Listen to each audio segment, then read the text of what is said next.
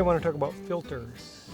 In the old days, before digital photography, before Photoshop, filters were filters. It was a piece of glass that went in front of the lens of the camera, and it changed the attributes of the light coming into the camera.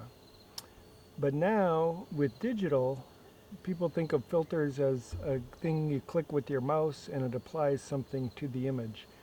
But in the old days, the origin of the word filter comes back these old days. So I have a bunch of them here on this table.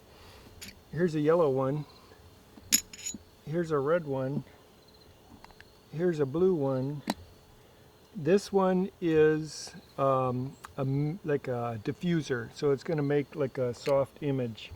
And this big one right here is star effect.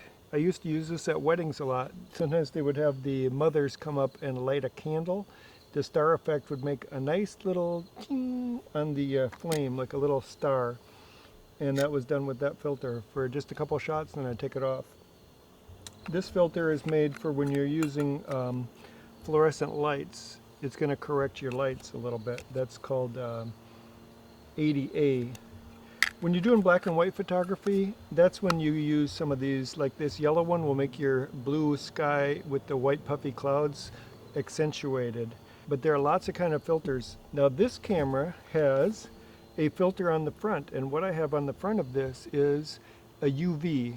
It's a UV haze filter, and it doesn't serve any purpose of changing the light or anything like that, but what it does is it protects the camera. This one has its too. And guess what happened to this one? It got dropped, and the impact was taken by this skylight filter. And you see how it's dented there? That thing is about an $8 or $10 filter, and that took the damage so that my lens did not get damaged.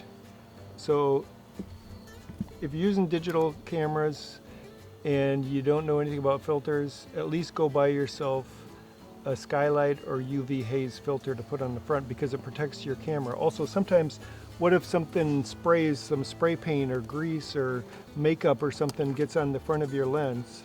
If you have that UV filter on there, that one's going to bite the bullet for your lens. So you might have to replace the filter that cost you $10, $20, $30, but it's different than replacing the entire lens.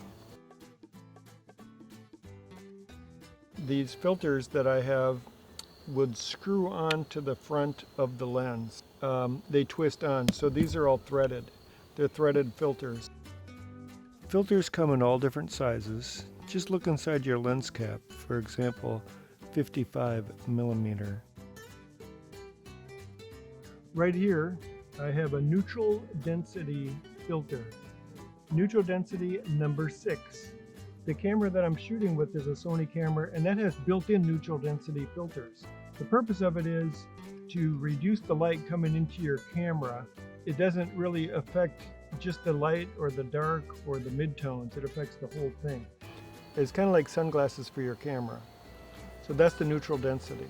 And don't confuse that with a polarizer. The polarizer, what that one does, it lines up the light coming in so that it's all in one direction, and it'll reduce reflections.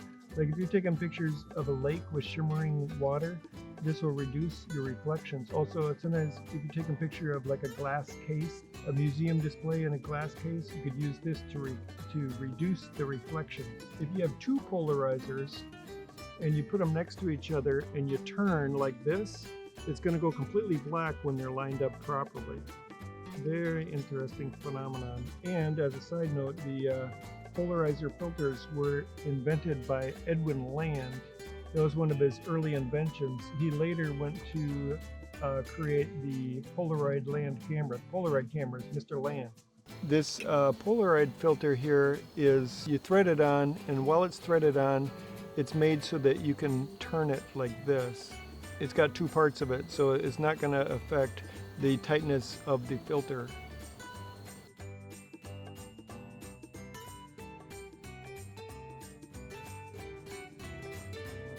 So thank you very much for watching my video today about filters, and tune in. There'll be more videos coming about all different aspects of photography, film photography and digital photography.